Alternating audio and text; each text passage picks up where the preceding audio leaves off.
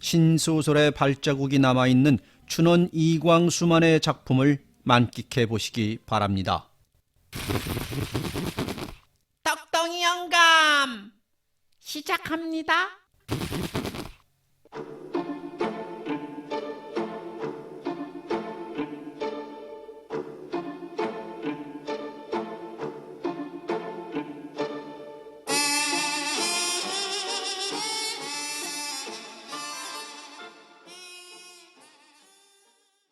나는 파리의 첫 번 보고에 깊은 흥미를 가질 뿐더러 또 파리의 관찰력과 묘사력을 탐복하지 않을 수 없었다. 그는 다만 사실을 사실대로 잘 묘사하는 힘이 있을 뿐더러 매우 휴머의 맛이 있다. 대단히 좋은 동물을 얻었다. 이 친구와 인생 구경을 같이 하면 퍽 재밌겠다고 속으로 기뻐하면서 기쁜 김에 송편 한 그릇을 다 따려 누였다. 파리도 상모퉁이에 떼어 놓아준 송편 조각 위에 옳다 앉아서 말없이 한바탕 잘 먹고 나더니 문득 생각이 나는 듯이 여보게, 오늘 송편 한 개 못 먹는 사람도 많지 않겠나? 하고 탄식을 한다. 나도 속으론 과연 그러려던 하고 찬성을 하면서도 자네 사회주의자일세 그려? 하고 빈정대었다. 아니요. 하고 파리는 근심스러운 태도로 난 속에 생각하는 사람이 있어서 그러네. 저 떡덩이 영감 그저 살았나? 하고 묻는다. 떡덩이 영감이란 이동리 불쌍한 노인이다. 그저 살아있지. 그저 살아있어? 그거 다행일세. 다행이랄게? 그 영감을 한 번 더 만나볼 수 있으니 다행이란 말일세. 자네도 잘 알겠지만은 이 동리에서 극락세계나 천당 갈 사람은 떡덩이 영감밖에 없느니 세상에 나와서 털끝만한 것도 악한 일이라곤 해보지 못한 사람일세.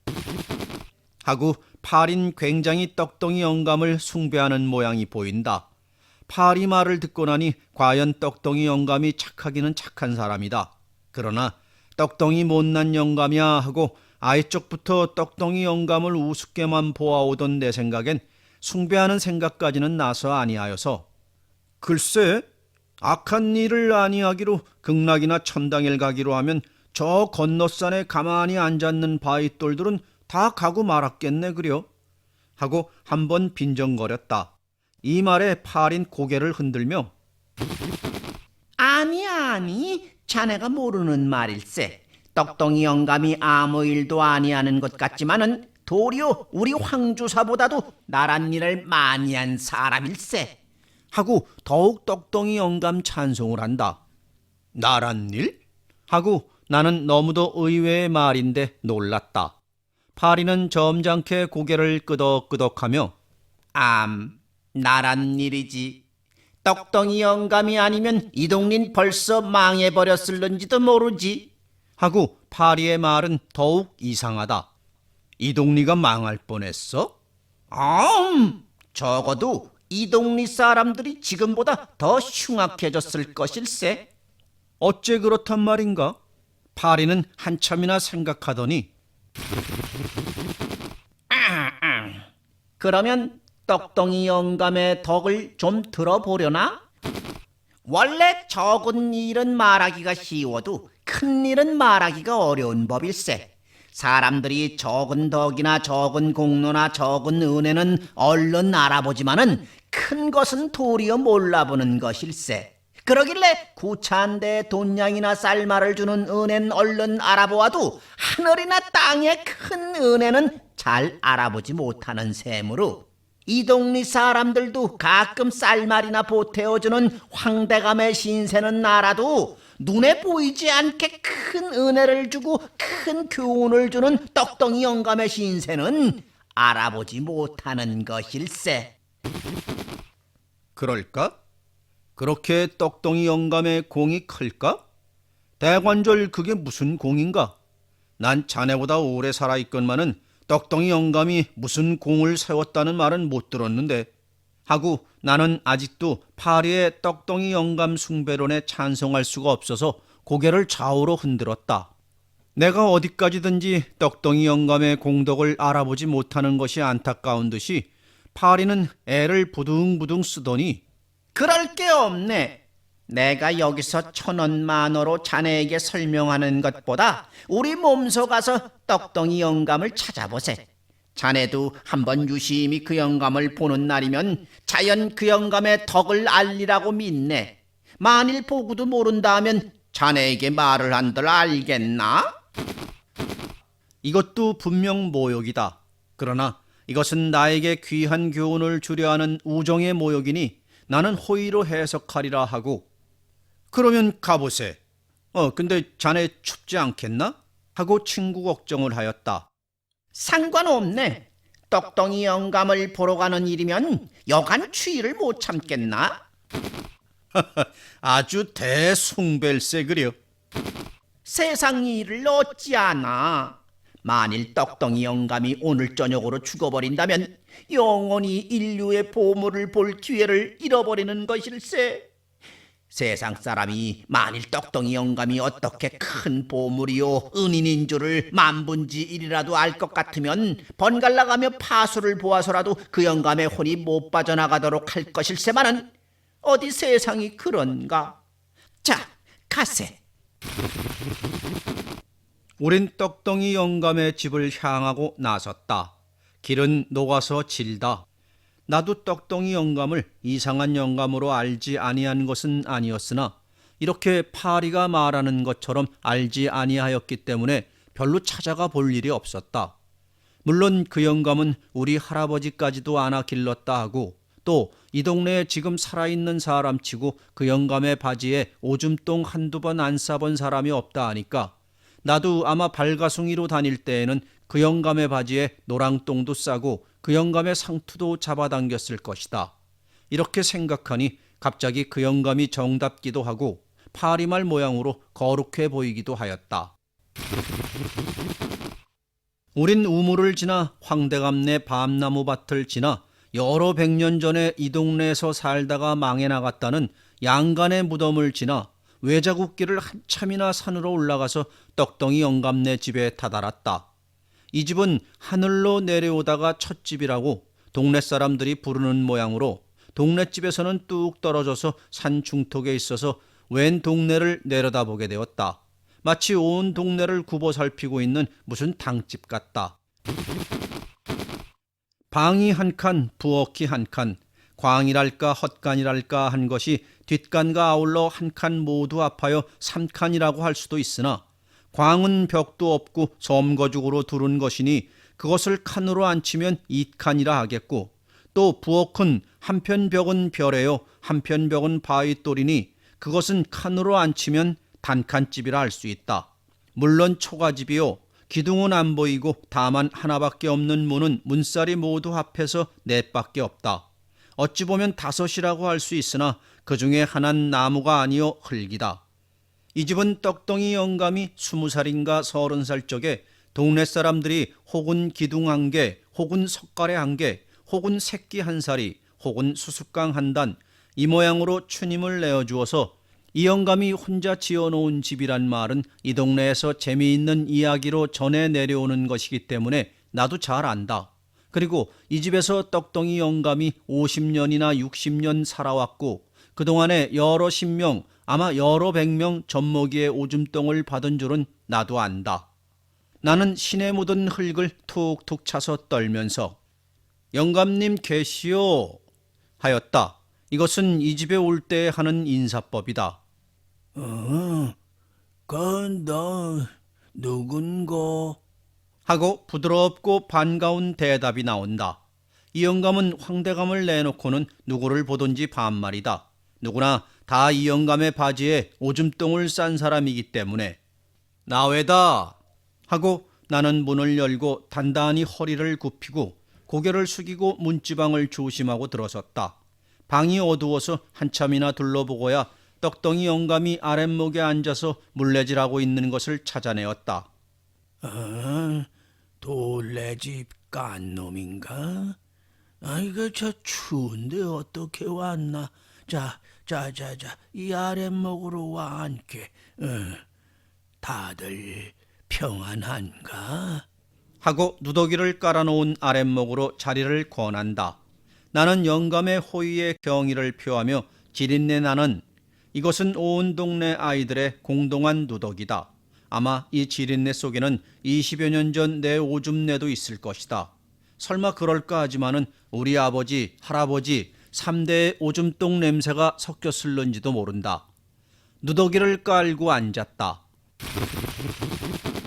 파리는 얼른 내 소매 속에서 나와서 그 누더기 위에 앉아 다짜고짜 빨아먹기를 시작한다. 우린 이 영감을 보면 첫인사부터 농담을 하는 법이기 때문에 명절날도 무슨 일을 하시오? 하고 첫말을 붙였다. 참, 오늘이 명절이지? 한식이지? 아니야요. 오늘은 청명이고요. 내일이 한식이야요. 하고 나는 힘껏 소리 높여 말한다. 이 영감도 근년엔 귀를 좀 자셨기 때문이다. 그래. 오늘이 청명이지. 내일이 한식이고. 참, 그렇구먼. 하고 고개를 끄덕끄덕한다. 그런데 이렇게 일을 하시오? 명절날은 좀 노시지요. 마누란 나무하러 갔는데 나도 일해야지. 또 일을 안 하면 심심해서. 하고 영감은 여전히 물레질을 한다. 떡 잡숫고 싶지 않소? 하고 나는 뚱딴지로 물었다.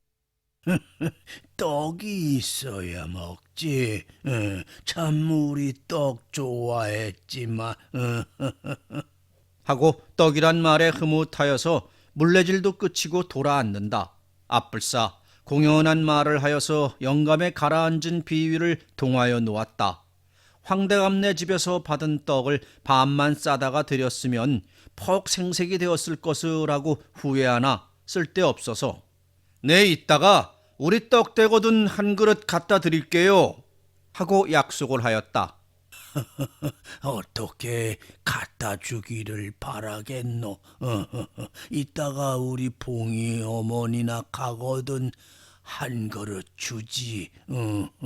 내 안 먹으면 대순가. 하고 한 번 싱긋 웃고 또 물레질을 시작한다. 그렇게 물레질을 하는 양을 보면 영감인지 노파인지 구별할 수가 없다. 머리까지도 이제는 거의 다 빠져서 상투는 형지뿐이요. 게다가 머리가 휘어서 마누라의 수건을 동이고 꼬부장하고 앉았고 게다가 수염이 한 개도 없으니 꼭 노파다. 오직 하나 사내다운 것은 그 목소리뿐이다. 영감은 두어 번이나 물레를 두르더니 멀리 옛날을 바라보는 듯이 그 거슴치레한 눈에 번쩍번쩍 빛을 내더니 피끈 돌아앉아 손으로 내 등을 어루만지며 우리 봉이도 살았더면 깐 놈이 모양으로 이렇게 다닐 것을. 그만 죽었어. 하고 죽은 봉이 이야기를 또 꺼낸다. 나는 몇 번이나 이 말을 들었는지 모른다. 봉이가 갑술생이야. 갑술생이면 얼만고. 사주가 갑술, 갑인, 병신, 병호야. 갑이 둘이고 병이 둘이 되어서 잘 살리라고 황대감네 영감이 그러더니 어디 맞던가? 사주도 안 맞아. 하고 실심해한다. 갑술생이요? 하고 나는 갑을병하고 손을 꼽으면서 봉이가 살았으면 53이야요. 우리 아버지보다도 5년 장이야요. 하고 영감의 귀에 대고 물었더니 영감은 고개를 끄덕끄덕하며 그래? 그 녀석이 살았으면 벌써 53이야. 참 그렇구먼. 세월이 잠깐이다. 우리 봉이가 죽은 지가 엊그제 같은데 벌써 그래. 우라 참 그렇구먼. 하고 영감은 세월이 덧없는 것을 한없이 한탄한다. 나는 봉이의 말을 하는 것이 이 노인에게 제일 큰 기쁨인 것을 알므로 아무쪼록 봉이 이야기를 오래 끌기 위하여 또 이렇게 물었다. 봉이가 몇 살에 죽었어요? 우리 봉이가 네. 우리 봉이가 죽기를 그놈 돌 지나고 8해 만에 죽지 않았나 왜? 그만 돌떡을 많이 먹어서 그것이 체해서 몸이 따끈따끈하고 앓다가 안 죽었나 왜? 하고 마치 내가 봉이 죽을 때 가서 앉아서 보기나 한 사람인 듯이 말을 하며 바로 아랫목에 봉이가 누워있는 것이 보이는 듯이 연의 그리로 늙은 눈을 돌리고 따끈따끈한 봉이의 머리를 만지듯이 연의 손을 내밀어 더듬더듬 하면서 봉이야 하고 내가 이렇게 부르면 저도 알아듣는지 눈을 뻔히 떠서 날 물끄러미 보고는 그러지 않았나 왜? 그러다가 죽었구먼. 닭 올 때만 넘기면 살리라고. 쟤너무 장님이 그리더니 그만 닭 올 때를 못 넘기고 죽었구먼. 그럼 그러지 않았나 왜? 하고 눈에서 눈물이 선먹선먹한다. 나도 슬퍼졌다. 이런 줄 알았다면 봉이 이야기를 여기까지 끌고 오지 말 것을 하고 후회하였다. 그러나 여기까지 온 뒤에는 떡덩이 영감의 생각을 막을 길이 없다. 그래서 돌 넘어 죽은 아이를 무얼 그리 생각하세요? 잊어버리시지. 하고 비감한 생각을 해치라고 힘을 썼다. 돌 넘어 죽었어도 내 자식이니 저는 죽음 모르기도 내야 있노. 내가 못 잊지. 또 우리 봉이 잘났었어. 똘똘하고 손발이 큰 게. 손발이 큰 게 그렇게도 좋아요? 그럼 손발이 커야 일을 잘해. 손발이 적으면 꾀를 부리는 법이야. 손발이 큼직해야 일을 잘한 법이야. 우리 봉인 참 손발이 컸지. 안 그런가 왜? 그 말을 듣고 나는 영감의 손을 보고 내 손을 보았다. 과연 영감의 손은 크고 내 손은 적다.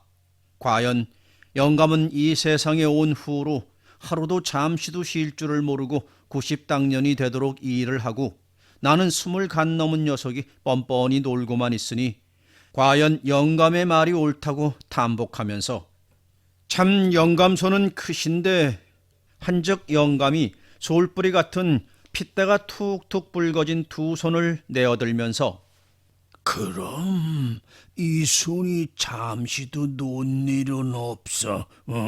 재주가 없어서 잘할 줄은 몰라도 그래도 늘 무엇을 하기는 했지만 우리 봉이 손은 내 손보다도 더 크지. 더 커.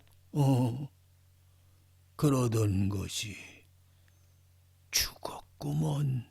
하고 또 고개를 돌려 아랫목을 보며 저는 죽어서 날 몰라도 내야 저를 잊나? 못 잊지. 하고 후렴 모양으로 같은 소리를 한 번 더 한다. 그 말이 퍽 영감의 뜻에 맞는 모양이다. 저는 죽어서 나를 몰라도 내야 저를 잊나 못 잊어 하는 이 말은 언제부터 하기를 시작하였는지는 모르거니와 나도 퍽 여러 번 들었고 이 동네에서는 그것이 한 격언 모양으로 재단 모양으로 아이들까지 걸뜻하면 쓰는 말이 되었다. 이것은 이 영감의 유일한 시요 노래다. 이때 밖에서 끙끙하는 소리가 나더니 아마 내 신을 보았는지 누가 우리 집에를 왔나? 하고는 문을 탁 열어젖히며 이에 아버지 있어. 하고 소리를 고래고래 지르고 들어온다. 영감은 한참이나 신이 나서 봉이 이야기 라는 것보다 봉이 찬미를 하다가 마누라가 들어오는 것을 보고 깜짝 놀라 물레 손을 잡는다. 아니나 다를까 마누라가 들어오는 길로 물레를 보더니 여태껏 이것뿐이야? 하고 호령을 한다. 왜 또 한 투 찾았지? 둘째야. 하고 바구미를 들어 보인다. 겨우 둘이야? 하고 봉이 어머닌 아직도 호령을 한다. 그새 얼마나 오랬나? 잠시나 놀았다고. 그래도 한참 마당에서 들어도 물레질 소리가 안 나는데 그렇게 일하고도 밥 먹을까? 하고 아주 엄한 어머니가 자식을 책망하는 태도다. 영감은 송구하여 물레질을 시작하며 그래, 한쯤 해왔나? 그럼 안 해. 사흘은 뗄걸? 잘했구먼. 나도 안 놀았어. 돌레지 깐 놈이가 왔길래 잠깐 이야기하노라고. 하고 연애 변명을 한다. 그제야 마누라가 날 돌아보며 아이고 돌레집 바위아버지가 왔구먼. 우리 영감은 아직도 주살 깐 놈이라고 부르는구먼. 아긴 잘 자라나? 예, 죽지는 않았나 봐요. 아이고 왜 그런 소리를 하나. 인생엔 자식이 제일일세. 인젠 순이도 웃지. 웃는 때보다도 우는 때가 더 많아요. 그야 어린 것이 안 그렇겠나. 우는 것도 좋지. 우는 것도 좋아. 자식이 제일이지. 나도 저런 못된 영감 얻어 만나서 이렇게 자식 새끼 하나 없으니 우리 딸이야 한번 죽어버리면 뒤에 남는 것이 있나. 괜히 세상에 나왔다가 죽는 게지. 하고 또 봉이 생각을 하는 모양이다. 영감은 분주히 물레를 두르면서 아이가 이게 자식 없는 게 내 탓인가? 내 탓은 왜 하오? 그럼 영감 탓이지 네 탓이야? 내가 낳나? 제가 낳지. 제가 못 낳고는 왜 내 탓이야? 낳기는 내가 낳았지만은 팔자는 영감 팔자 아니요. 영감이 팔자를 되지 못하게 타가지고 나와서 이렇게 되었지. 아이고 팔자야 낸들 어찌하노? 왜 그따위 팔자를 타가지고 나왔어? 애시 나오질 말지. 내가 낳길래 망정이지. 나만 없어 보아 봉이 어머니는 어찌 되었겠노? 왜? 내가 영감 따위가 아니면 못 사나? 저 곰벌 누가 타려간담? 새 장거리 장바닥에 내다 놓아봐. 누가 주워가나? 내니까 주워왔지. 그저 그런 소리. 지금이야 늙었으니 그렇지 젊어서도 그래? 아이고 젊었을 적에는 예뻤다지. 누가 예뻤다나? 예쁘지는 않았지만은 쓸만은 했지. 임자 따위 안 얻어만 낳았다면 지금 아들 손자 증손자에 거들어거리고 살겠구먼. 그저 내 탓이지. 봉이 생일떡을 누가 먹였어? 제가 먹였지. 내가 병나라고 먹였나? 귀에서 먹인 것이 영감장이 팔자가 나빠서 병이 났지. 그렇게 말하면 비둘기알은 왜 가져왔어? 아니 눈에 띄우니 집어왔지. 누가 구워 먹으라고 집어왔나? 향불은 아직도 빨갛게 살았는데 비둘기알을 가져왔으니 안 구울까? 나는 먹더라도 임자는 왜 먹었어? 마누라가 먹으라고 안 했나? 먹으라니 먹지. 내가 먹으라고 해도 먹지 말지를 왜 못해? 어이구 내가 먹으라고 해도 먹지 말지를 왜 못해? 하고 내외는 주거니 받거니 비둘기 알 문제로 한참 어우러져서 말다툼을 한다. 떡덩이 영감네 비둘기 알 이야기는 유명한 이야기이다. 아직 두 내외가 젊었을 적에 어느 한식엔가 추석엔가 산소를 갔다가 영감이 비둘기 둥지 하나를 찾아서 알 둘을 가져온 것을 마누라가 향로불에 구워서 둘이 하나씩 나눠 먹었다는 이야기인데, 이 때문에 두 내외는 아들 하나 딸 하나 낳아서 죽여버리고는 다시 성태를 못하는 것이라 하여 두고두고 서로 비둘기알 구워먹은 원망을 하여 내려오는 것이다. 영감은 마누라가 구웠기 때문에 먹었다 하고, 마누란 영감이 가져왔기 때문에 구웠다 하여 40~50년을 두고 다투어 내려와도 아직도 정당한 판단이 나리지 못한 것이다. 아마 죽기까지 판단이 못 내리고 말 것이다. 나도 두 내외의 싸움을 말릴 작정으로, 나 보기엔 영감이나 마님이나 똑같이 잘못하신 것도 같고 똑같이 잘하신 것도 같으니 인젠 그런 말씀은 그만두시지요 하였다. 영감은 옳다구나 하고 자기의 편이나 얻은 듯이 기뻐서, 아이 그럼 깐 놈의 말이 옳지. 이제 와서 그 말을 하면 무엇하노? 하고 만족한 듯이 웃는다. 마누란 누웠다가 벌떡 일어나며, 그래도 할걸. 두고두고 내가 원망할걸. 내가 왜 잘못해? 나는 잘못한 거 없는데. 하고 힘있게 주장을 한다.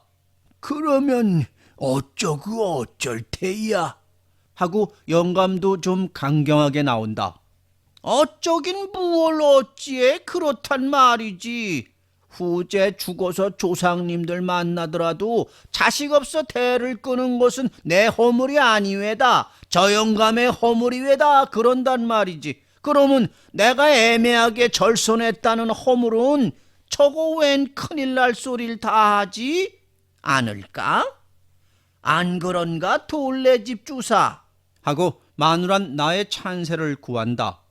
그러나 나는 그렇게 호락호락히 마누라의 비위를 맞출 수도 없었다.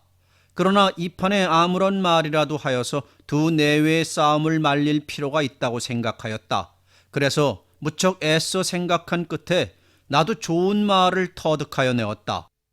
내가 낳은 자식만 자식인가요? 길러낸 것도 자식인데 이 동네 사람들을 수없이 길러내셨으니 그것을 다 아들, 딸로 여기시지요. 하고 매우 유리한 소리를 하였다. 그러나 이것은 반드시 듣기 좋으라고 한 말은 아니요, 대부분은 사실이다. 동네 사람들은 일이 바쁘거나 바쁘지 않더라도 어린 것들이 귀찮은 때에는 영감님, 우리 아이 좀 보아주시오.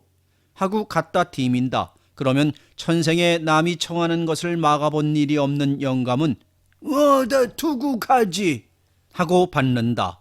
이래서 떡덩이 영감의 일생의 절반은 동리 아이들 보기로 지내고 나머지 절반의 절반은 동리사람 심부름하기에 지내고 그리고 나머지 절반이 자기네 내외의 밥벌이에 지내었다. 나이 많아서 먼 곳에 심부름을 못 다니게 된 뒤에도 아이 보는 일은 지금까지도 하여온다. 나는 이것을 생각하고 그렇게 위로한 말이다. 말을 하여놓고 생각하니 과연 옳기도 한 것 같고 또 영감 마누라 두 분에게 대하여서는 가장 힘있는 위로가 될 듯 싶기도 하길래 같은 말을 한 번 더 외이고 정말 그래요 하고 다짐까지 두었다. 과연 이 말은 두 노인에게는 기쁨을 준 모양이다.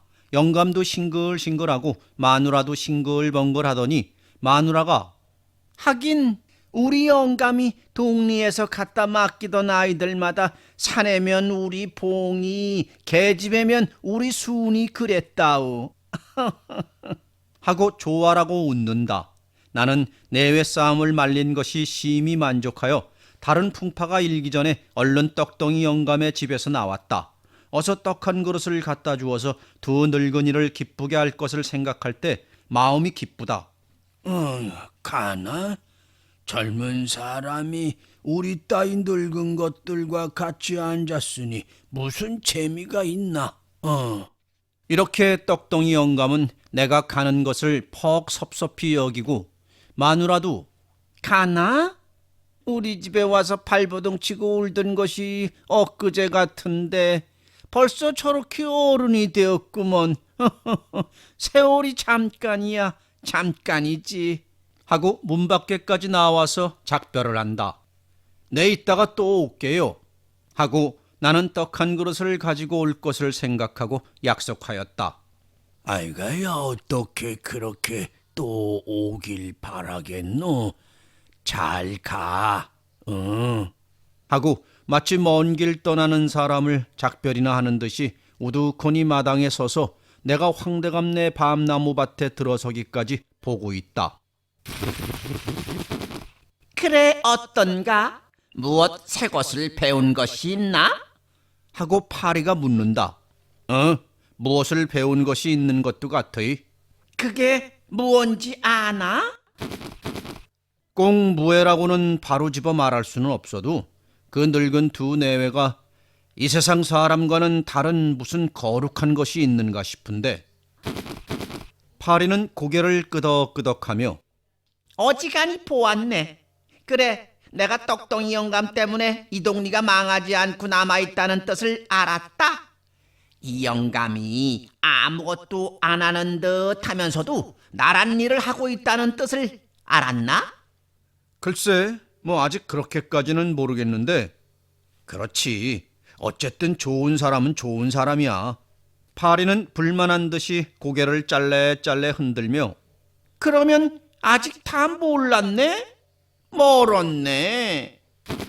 하고 매우 가엾이 여기는 듯이 날 물끄러미 바라본다.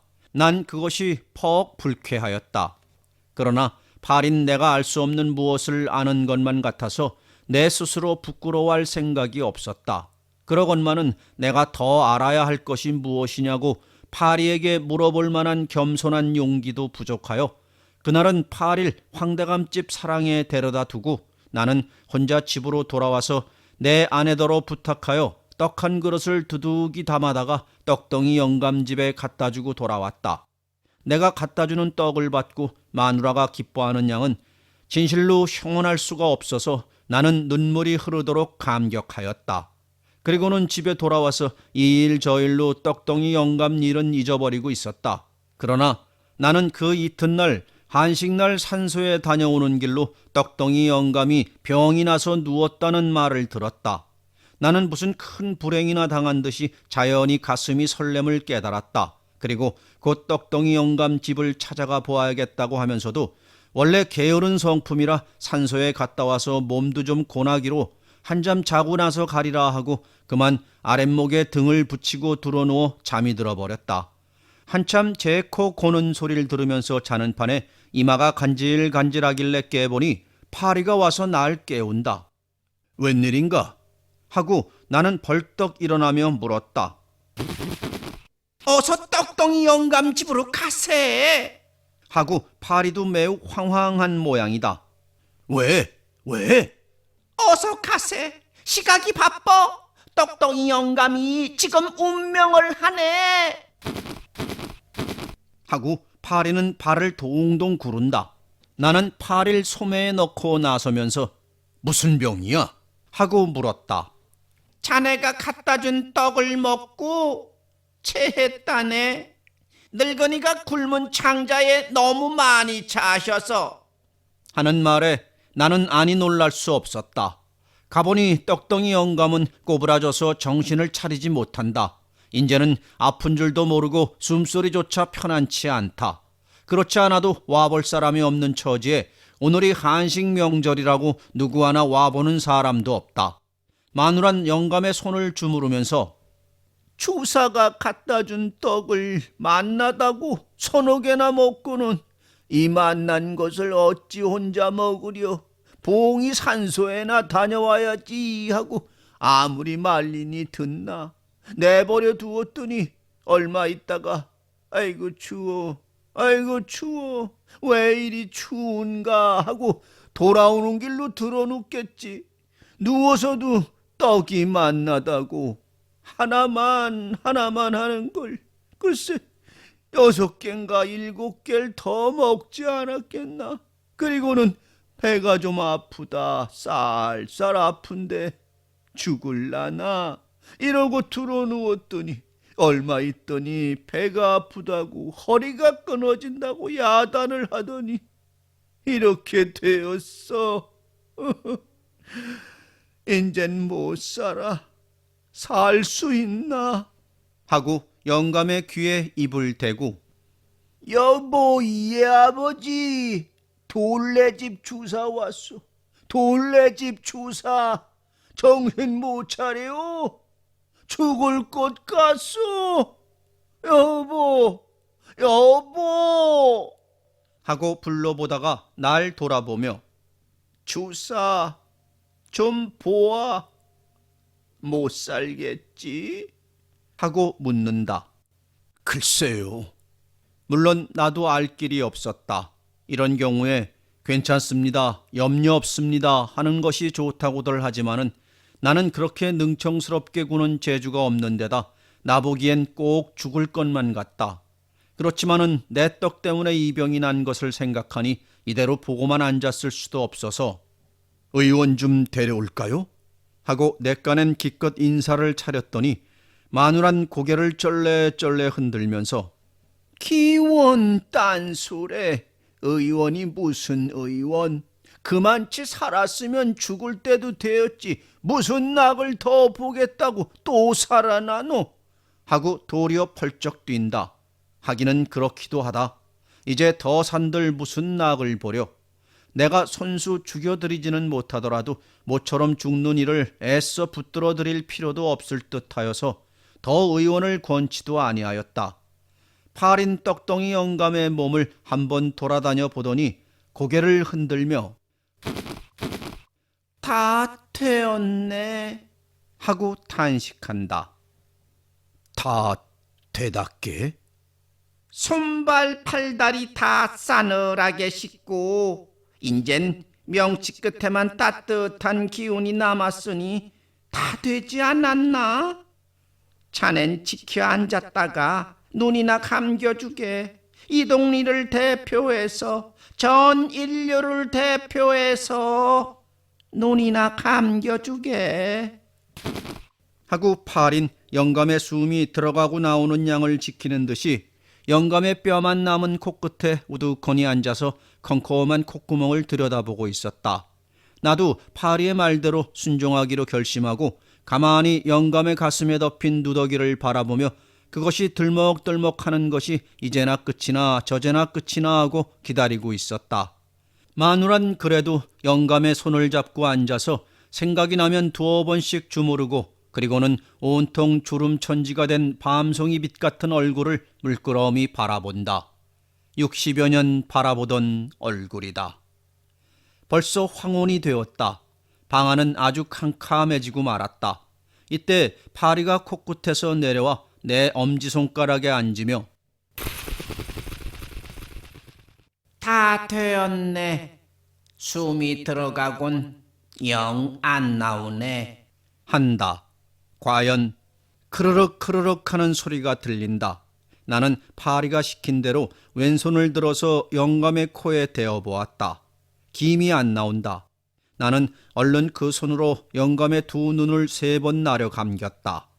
영감의 얼굴의 살은 마치 소울 껍질같이 딱딱하고 우둘두둘하다.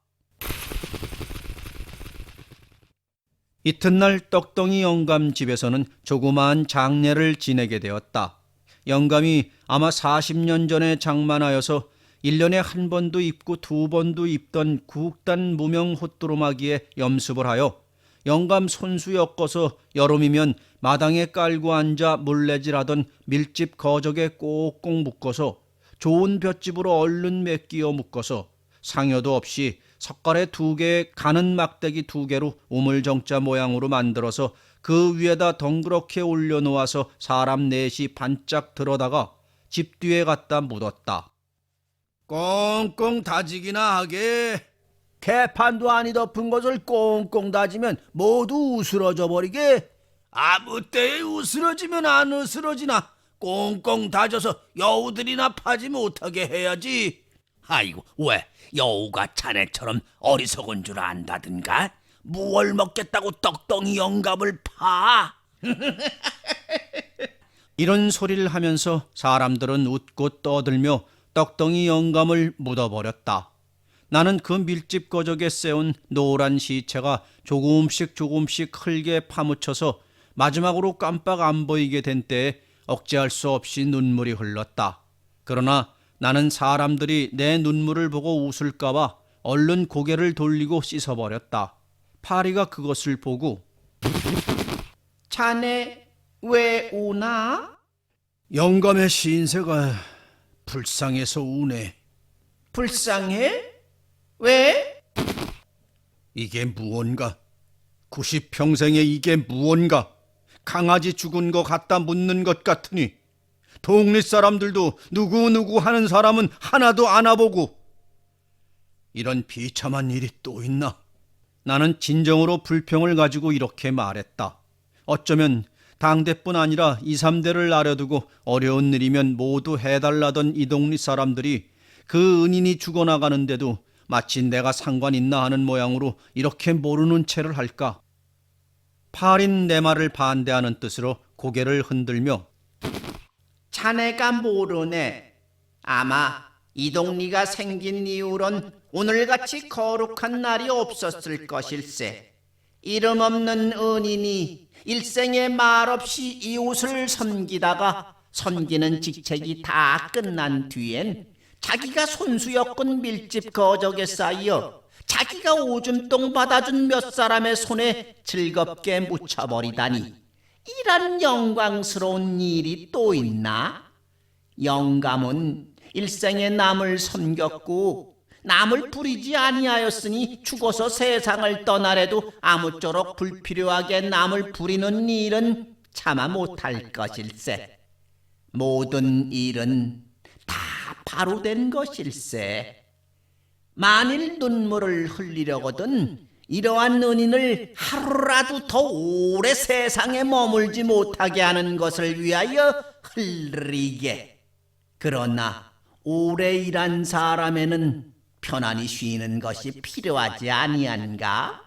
90년 피곤한 몸이 영원한 안식에 들어간 것을 기뻐할 것이 아닌가?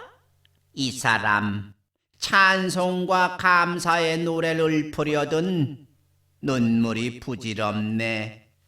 듣고 보니 파리의 말도 옳다. 자네 말이 옳이. 그러면 난 슬퍼하는 눈물을 거두고 떡덩이 영감에 만살 지으려네. 어떤가? 조이 어디 그래 보게. 만살 지어서 이 무덤 앞에 나무나 돌에 새겨 붙이게. 혹 뜻있는 사람이 보면 큰 교훈도 될 걸세. 글랑그리하게. 하고 파리는 매우 찬성하는 뜻을 보인다. 봉분이 다 되고 사람들은 먼지를 툭툭 털고 집으로 돌아가고 빨간 황토 무덤 하나만 말없이 90년 동안 사랑하던 동리를 나려다보고 앉았다. 마누란 울지도 않고 우두커니 앉아서 무덤이 다 끝나는 것을 보더니 산 사람께 대하여 말하듯이 봉이하고 잘 있수. 나도 수이 가리다. 살아생전에 말다툼하던 것도 다 잊어버리소. 수이 가리다. 하고는 태연히 혼자 있을 집으로 내려온다. 나는 떡덩이 영감 만사를 짓노라고 며칠을 끙끙하고 집에 틀어박혀서 홀로 된 마누라의 집엔 두어 번 잠깐만 가보았을 뿐이었다. 마누라도 여전하고 또 초상집이라고 동네 젊은 사람들이 밤이면 나무를 한 단씩 가지고 가서 방에 불을 잘 떼이고 모여 앉아서 집세기도 삼고 이야기도 하고 투전도 하고 술들도 사다 먹고 영감 생전보다 도리어 적적하지는 아니한 모양이길래 턱 마음을 놓고 만사 짓는 데만 골몰하였었다. 했더니 어느 날 밤에 곁에서 자던 내 아내가 여보 여보 하고 겁난 소리로 부르길래 왜 그래? 무슨 무서운 꿈을 꿨어? 하니까 아낸 내 품속으로 바싹 기어들어오면서 처소리 들어요. 처소리 하고 얼굴을 내 가슴에 파묻는다. 무슨 소리요? 하고 나도 아내의 서두는 서슬에 몸에 소름이 끼치며 귀를 기울였다.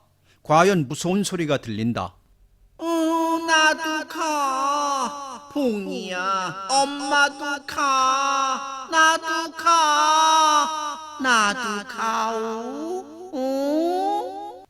이런 소리다. 떡덩이네 마누라지. 하고 나는 혼잣말로 물었다. 몰라요. 아까부터 봉이야 나도 가, 엄마도 가 이러는구먼. 왜 그러우? 아이고 무서워. 하고 아낸 몸을 움츠린다. 나는 더 자세히 들을 양으로 머리를 베개에서 쳐들었다.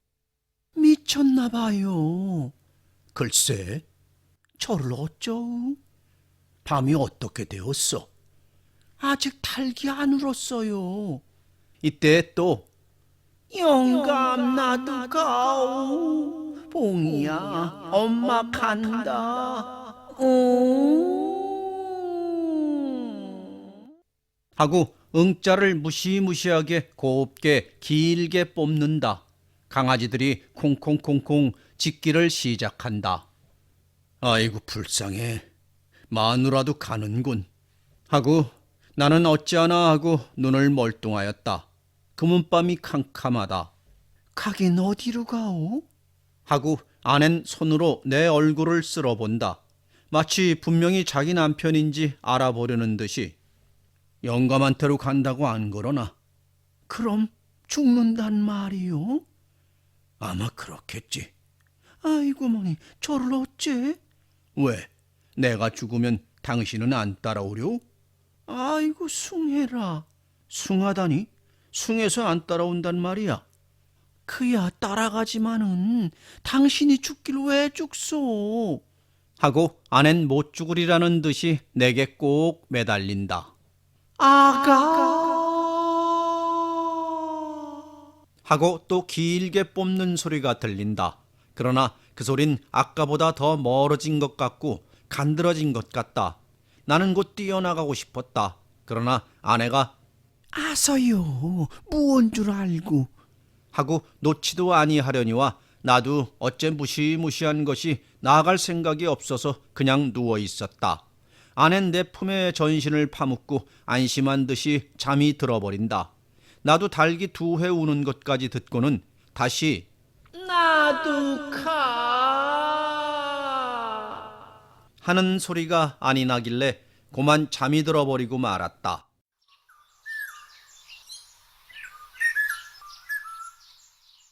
아침에 마당에서 드론드론 하는 소리에 떡덩이 영감 무덤 앞에서 마누라가 죽어 넘어진 줄을 알았다. 아낸 벌써 밥 지으러 나가고 순이만 깨어서 내 가슴으로 올라왔다 내려갔다 하고 떼떼떼 하는 아침 찬미를 부르며 좋아라고 논다. 사람들은 일변 떡덩이 집에 하나 더 남았던 밀집 거족으로 마누라를 묻고 일변 떡덩이 영감의 무덤 한쪽을 따고 구덩이를 파면서 이러한 이야기들을 하고 떠든다. 그렇게 죽겠거든 함께 죽을 것이지. 그랬으면 이렇게 군 일은 안 시키지. 그래도 여기까지 올라와 죽은 것이 고마워. 끌어낼 걱정은 없거든. 그런데 뭘 먹고 죽은 셈인가? 아이고 먹기는 뭘 먹어. 영감이 와서 타려갔지. 잘 갔지. 있으면 뭘 먹고 사나. 이런 잭이 시체가 나뭇개비처럼 굳어서 꼬부라진 허리를 필 수가 있나? 막 잡아 눌러요. 아이고 이 사람 허리는 펴면 무엇하나 그대로 묵지. 그러면 구덩이를 꼬부장하게 파야 할걸. 아이고 아께 그런 법이 있나? 어서 잘 살려요. 자네도 그 마누라 등에 100번은 엎였겠네 그려. 자넨 안 엎였나? 하긴 마누란 좀 쨍쨍거리더니라. 그저 영감이 태똥이대로 늙어 죽었지. 예, 영감 마누라 자주 만나긴 하게 광중새에 구멍이나 뚫어놔라. 벌써 뚫어놨다. 이게 달라질걸? 잔디나 떠다 입히세. 만년불패로 만들어 놔요. 누구 벌초할 사람이나 있다던가? 그 자네 양자 들어가게 그려. 이제라도 머리 풀고. 예끼 망할 자식. 너나 양자 가렴. 이런 소리를 하면서 섬적섬적 다 묻어버리고 띠까지 입혀놓았다. 영감 마누란 사흘 동안 서로 떠났다가 다시 한 지붕 밑에 살게 되었다. 인젠 봉이도 실컷 만나보고 90평생에 남을 섬기기에 피곤한 몸과 영혼을 평안히 쉬게 되었다.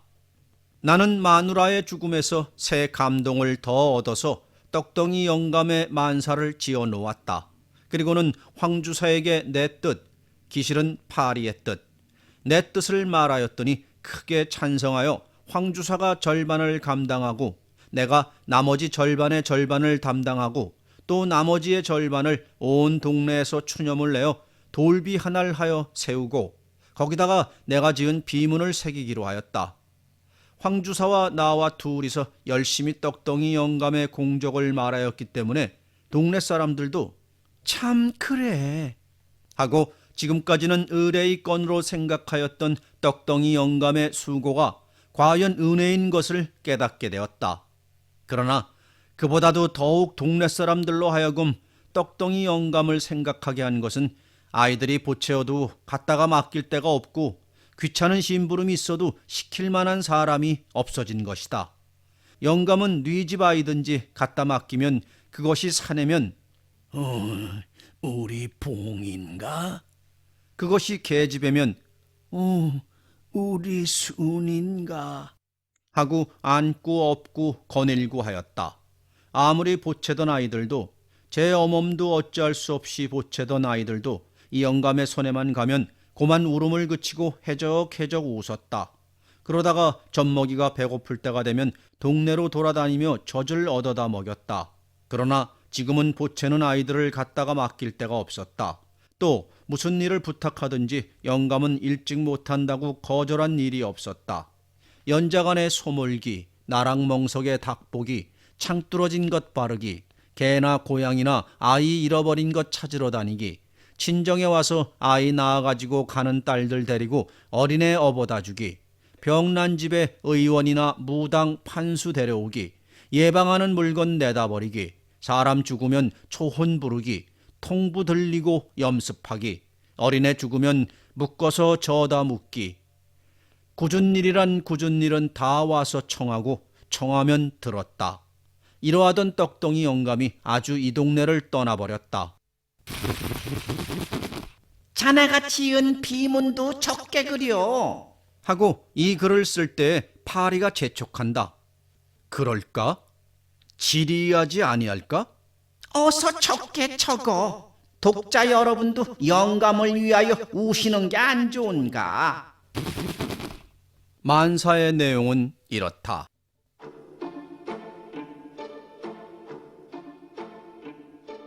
떡덩이 영감 가시니 운운하기 누가 보리. 싫도록 업어주던 등이 어디 또 있으리. 다 자도록 안아주던 품은 어디 또 있으리.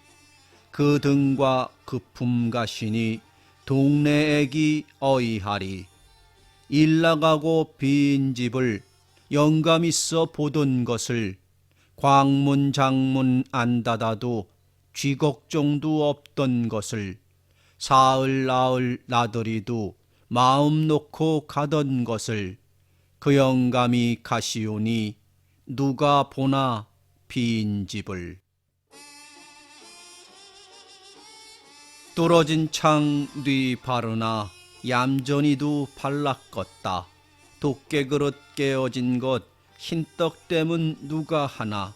터진 함지 10바가지 쏠뿌리는 누가 깊나. 그 손이 가시오니 깨진 그릇 어이하나. 슬플 때 서로 마소. 성난 때에 자네 참소. 힘드는 일 내가 함세. 이런 위로 누가 하노.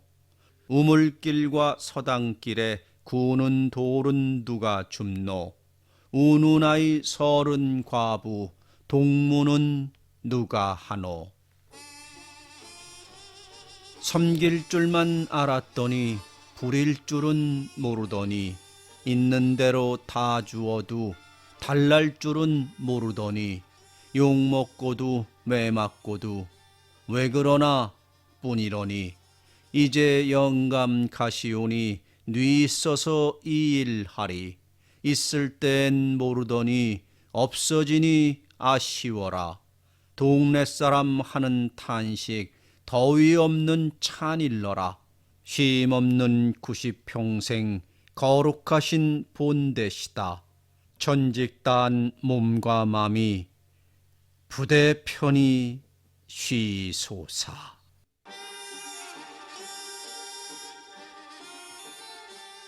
내가 지은 이 만사겸 비문을 보고 파리가 만족한 듯이 고개를 느리게 여러 번 끄덕끄덕하며 잘 되었네. 인젠 자네도 떡덩이 영감의 가치를 알았네. 하고 칭찬을 맞이 아니한다. 우린 곧 석주장이를 불러다가 뒷산에 돌을 따려내어 동네 사람들이 모여들어 끌어다가 저녁마다 돌을 갈아서 무덤보다 매우 큰 비를 세우고 내 만사를 새겼다. 나 많은 유식한 이들은 진서가 아니라고 흠담을 하나 언문만 아는 젊은 애들은 이 언문 비를 좋아라고 지나갈 때마다 한 번씩 읽어본다.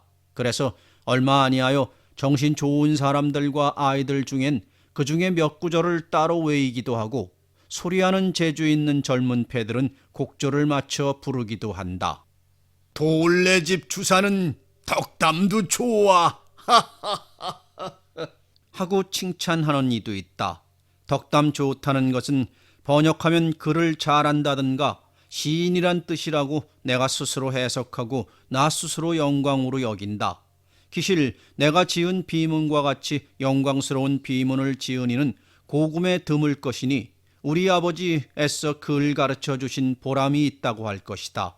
그러나 그 아버지도 벌써 돌아가셨으니 아버지가 하여 주실 칭찬은 누가 하여 주나. 나도 서러진다. 떡덩이 영감 비문에 관하여 하나 더 할 말이 있다. 그것은 영감의 이름 문제다.